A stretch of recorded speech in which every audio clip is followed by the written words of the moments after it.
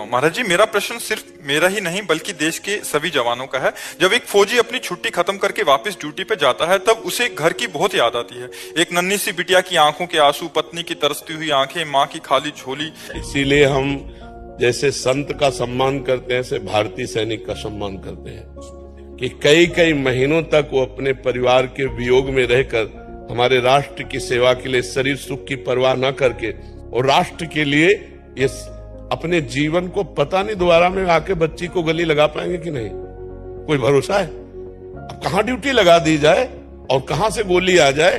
तो इसीलिए हम राष्ट्र के सैनिकों से प्रार्थना करते हैं कि आप अगर बिना भजन किए भी शरीर छोड़ोगे तो आपको जो बड़े बड़े यज्ञों का फल होता है स्वर्ग की प्राप्ति, वो स्वर्ग की प्राप्ति होगी। और अगर आप राधा राधा कहते हुए शरीर छोड़ोगे तो भगवत प्राप्ति होगी, जो बड़े बड़े योगी तपस्या करके प्राप्त करते हैं। बस आपको राष्ट्र सेवा के लिए आपको अपने मोह का बलिदान देना होगा। सबसे ज्यादा भारत में सम्माननीय अगर कोई है सैनिक, मान लो आप बहुत बड़े पद में हो तो आपके साथ व्यवस्था है, अंगरक्षा है, आप अपने घर में चैन से अपने अनुकूल भोजन पा रहे हैं, समय पे सो रहे हैं, मनोरंजन कर रहे हैं। वो राष्ट्र का सैनिक, उसको जो मिला खड़े खड़े खा रहा है, जरूरत पड़ी तो गोली चला रहा है या हर कष्ट सह रहा है। अपने परिवार से फोन से बात करने का भी समय उसको नहीं मिल सकता।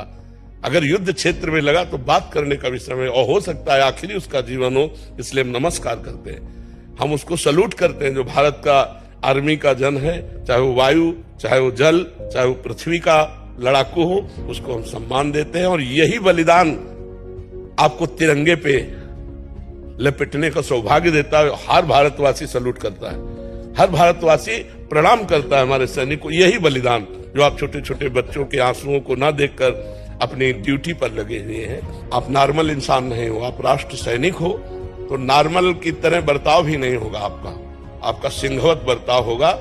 जब परिवार की तरफ जा रहे हैं तो इस समय पूरा प्यार परिवार को, और जब परिवार से मिले तो जय हिंद।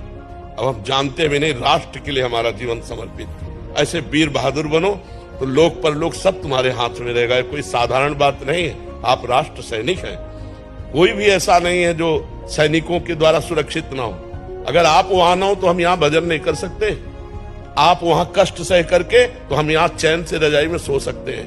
अगर आप वहां कष्ट सहकर सुरक्षा में जरा भी पोल कर दे तो यहाँ हजारों लाखों मारे जा सकते हैं। इसलिए आप हम सबका आशीर्वाद आप